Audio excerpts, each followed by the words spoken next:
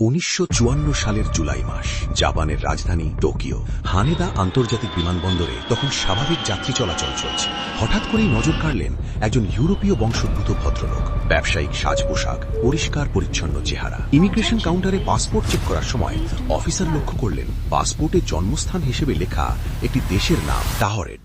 Officer mister আজুজ চশমা পরীক্ষা করে দেখলেন স্পষ্টই লেখা টাহরেড, কিন্তু এ নামে তো কোনো দেশের অস্তিত্ব নেই। অফিসার ভদ্রলোককে জিজ্ঞেস করলেন, স্যার, আপনার পাসপোর্টে কি কোনো ভুল আছে? ভদ্রলোক অত্যন্ত শান্তভাবে বললেন, না, সবকিছু ঠিক আছে, আমি টাওয়ারেড থেকে এসেছি, এখন ফিরে যাব। অফিসার তখন বিশ্বের মানচিত্র টেনে এনে বললেন, দেখান তো আপনার দেশটা কোথায়। ভদ্রলোক উঠে দাঁড়ালেন, একবার পুরো মানচিত্র দেখলেন, তারপর আঙুল রাখলেন ফ্রান্স এবং স্পেনের মাঝখানের একটি ছোট দেশের ওপরে। তিনি বললেন, এই তো আমাদের দেশ টাওয়ারেড। কিন্তু সমস্যা হলো, তিনি যে জায়গাটি দেখিয়েছেন সেটি ছিল আন্দোরা নামক একটি দেশ।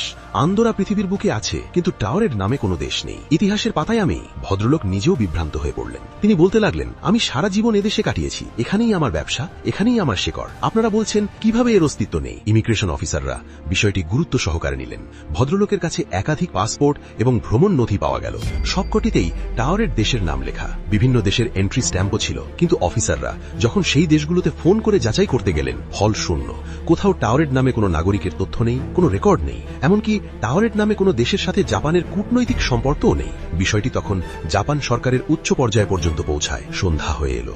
ভদ্রলোককে পরবর্তী নির্দেশ না দেওয়া পর্যন্ত একটি স্থানীয় হোটেলে রাখার সিদ্ধান্ত হলো। হোটেলের রুমের দরজায় নিরাপত্তারক্ষী মোতায়েন করা হলো, জানালায় গ্রিল। ভদ্রলোক ঘুমোতে গেলেন। রাত নিশ্চিন্তে কাটল। পরদিন সকালে অফিসাররা হোটেলের রুমের দরজা খুললেন, কিন্তু রুমের ভেতরে কেউ নেই।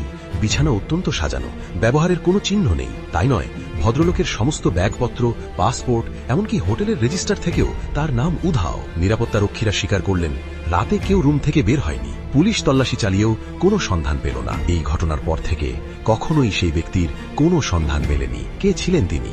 কোথা থেকে এসেছিলেন? কেন পৃথিবীর মানচিত্রে তার দেশের নাম ছিল না? এটি কি কোনো প্রশাসনিক ভুল, নাকি এটা প্রমাণ করে যে সমান্তরাল জগতের কারোর সঙ্গে আমাদের জগতের কোনো মিলন ঘটেছিল?